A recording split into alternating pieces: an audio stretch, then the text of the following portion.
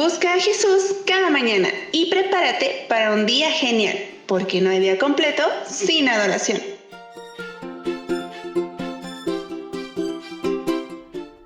Hola, muy buenos días. Gracias porque nos acompaña nuevamente en esta mañana. Les saludo con mucho gusto, José Ramón, y quiero ofrecerles una disculpa porque hoy no va a estar la voz más bonita de este repaso de escuela sabática, mi esposa. Pero vamos a continuar con la lección número 10, que se titula Cónyuges juntos en la cruz. Y nuestro versículo para memorizar que vamos a tener para esta semana continúa diciendo en Efesios 5 del 25 al 27. Maridos, amen a sus mujeres así como Cristo amó a la iglesia y se entregó a sí mismo por ella para santificarla y limpiarla en el lavado del agua, por la palabra, para presentarla para sí una iglesia gloriosa, sin mancha, ni arruga, ni cosa semejante, antes que sea santa e inmaculada. Y para hoy, lunes 28 de agosto, el título es La Iglesia como Esposa de Cristo, primera parte. Y para hoy, este día, tenemos para estudiar en la Palabra de Dios una historia que se encuentra en el libro de Ezequiel, capítulo 16, del 1 al 14.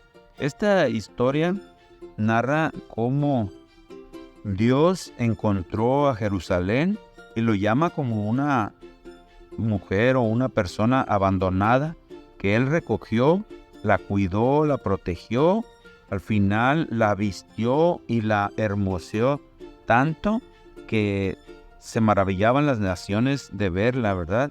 Y este es Jerusalén, cómo Él cuidó de ella.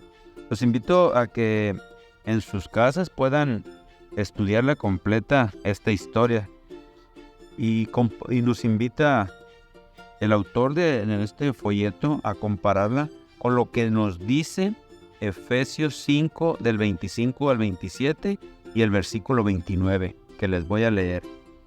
Maridos, amad a vuestras mujeres así como Cristo amó a la iglesia y se entregó a sí mismo por ella, para santificarla, habiéndola purificado en el lavamiento del agua por la palabra, a fin de presentársela a sí mismo una iglesia gloriosa que no tuviese mancha ni arruga ni cosa semejante, sino que fuese santa y sin mancha.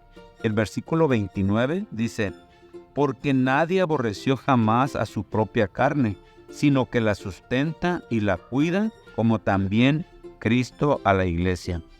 A medida que Pablo en Efesios 5 del 25 al 27 y el versículo 29 que les acabo de leer, le va dando forma a su metáfora sobre el matrimonio que representa a la iglesia y su relación con Cristo, recurre creativamente a las costumbres y los roles de una boda antigua. En relación con la iglesia como esposa, Cristo es el esposo divino, que vamos a ver 5 puntos en los cuales se asemeja a esto, ¿verdad? Cristo con el esposo de la iglesia. En primer lugar, dice que ama a la iglesia como esposa. Cristo ama a su iglesia, como nos dice en el versículo 25. Nunca debemos olvidar que este es un trabajo de corazón para Jesús. Él nos ama. En segundo lugar, se da a sí mismo como el precio de la novia. En el contexto de los acuerdos nupciales antiguos, el novio compraba a la novia con el precio de la novia, que generalmente era una gran suma de dinero y objetos de valor, tan grande que las economías de las aldeas antiguas dependían de la costumbre. Cristo paga el precio final por la iglesia como su novia, ya que Él se dio a sí mismo por ella. En la encarnación y en la cruz se da a sí mismo como el precio de la novia. Y sí es cierto, porque cuando vino Cristo a encarnarse como humano, ahí se dio por primera vez, y en la cruz nuevamente se entrega por completo. El tercer punto nos dice que baña a la novia. La preparación de la novia era una parte importante de las antiguas festividades nupciales, como también ocurre en la actualidad. Eran las damas de honor, las parientes femeninas de la novia, quienes la preparaban para la ceremonia. Sin embargo, Pablo imagina al esposo divino preparando a su novia para la boda. Él es quien la santifica y la limpia en el lavado del agua, como nos dice en el versículo 26. Y esto creo que se refiere probablemente a la referencia al bautismo. El punto número 4 pronuncia la palabra de la promesa.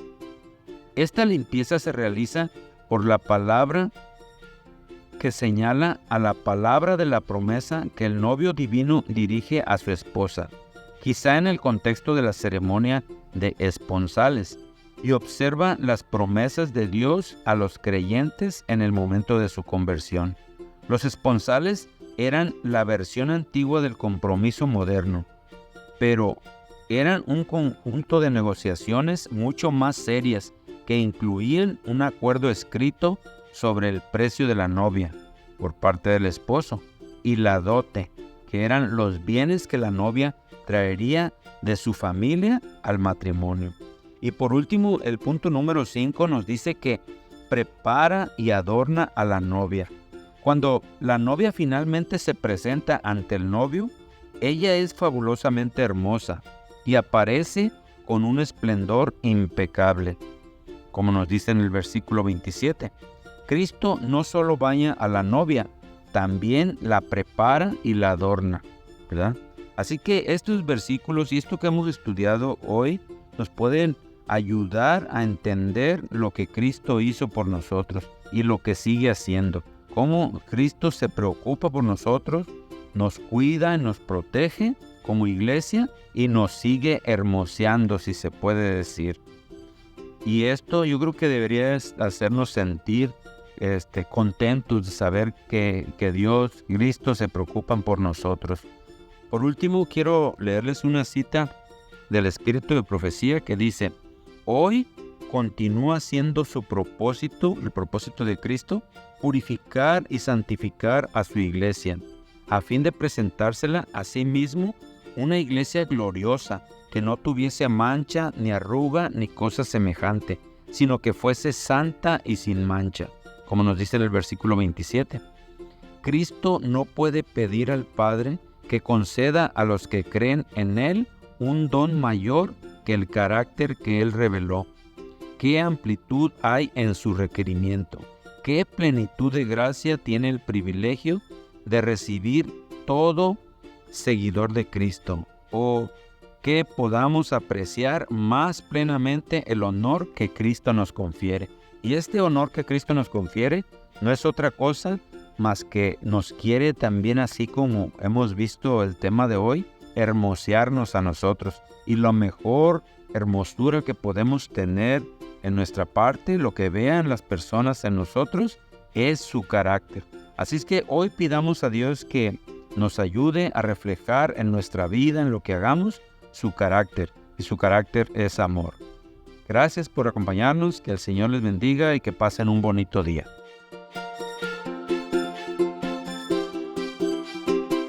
Gracias por compartir esta reflexión y ser parte de esta alabanza, porque no hay día completo sin adoración.